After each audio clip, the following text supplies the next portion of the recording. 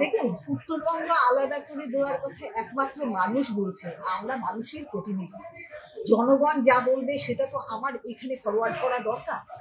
মানুষ বারবার বলছে আমাদের এখানে নদী ভেঙে যাচ্ছে, তার কোনো ভাঙনের কোনো জায়গা হচ্ছে না, কোনো কর্মসংস্থান নেই। এখানে চা বাগানগুলো 30% কেটে অন্যভাবে ব্যবস্থা করে দেওয়া হচ্ছে, ওনারা পর্যটন করবেন, ওনারা বিক্রি করে দেওয়া হবে। সে সবাই এই সমস্ত ব্যাপার, রাস্তাঘাট বলুন, সবকিছু মানে কর্মসংস্থান বলুন, সমস্ত কিছু নিয়ে মানুষের এত বেশি ক্ষোভ। মানুষ বলছে আপনারা কি করছেন?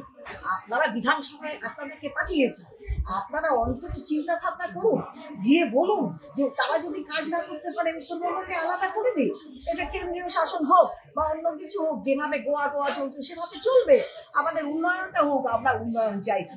মানুষের কথা আমি ওখানে তুলে ধরেছি, এটা তো আমার কর্তব্য, আমি বাধ্য তাদের কথা তুলে ধরতে, তাদের দাস অনুদাস আমি। সুতরাং সেই হিসাবে কিন্তু আমি এখানে তুলে ধরেছি। হ্যাঁ, তিনি উত্তরবঙ্গে যান, তিনি নাচ গান করতে ভালোবাসেন, বাগানের মেয়েদেরকে নিয়ে তিনি হাতে গ্লাভস পরে নাচানাচি করেন, এটা আমি বারবার দেখেছি। অবশ্যই তিনি যান মানুষের কাছে যে হ্যাঁ আমি তোমাদের সঙ্গে আছি, কিন্তু আসল যে উন্নয়ন, তাদের মজুরি নিয়ে তাকে ছেঁচড়ে উত্তরকন্যায় 50 বার নিয়ে যাওয়া হয়েছে, যে উত্তরকন্যা একটা ইনভ্যালিড জায়গা, যেটাকে নাকি দ্বিতীয় মহাকারণ হওয়ার কথা ছিল, সেটা কিন্তু মহাকারণ হয়। উত্তরবঙ্গের মানুষের ক্ষোভ কিন্তু এমনি নয়, সমস্ত দিক থেকে উত্তরবঙ্গের মানুষের ক্ষোভ হয়েছে।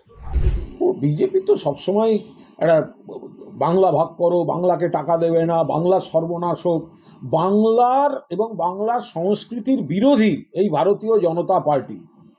বাংলা এবং বাংলার সংস্কৃতির শত্রু এই ভারতীয় জনতা পার্টি। এরা বাংলাকে টাকা দেবে না, বাংলার মানুষকে বঞ্চিত করবে, বাংলার উন্নয়ন চায় না, বাংলাকে ভাগ করতে চায়। এটা হচ্ছে এদের সংস্কৃতি।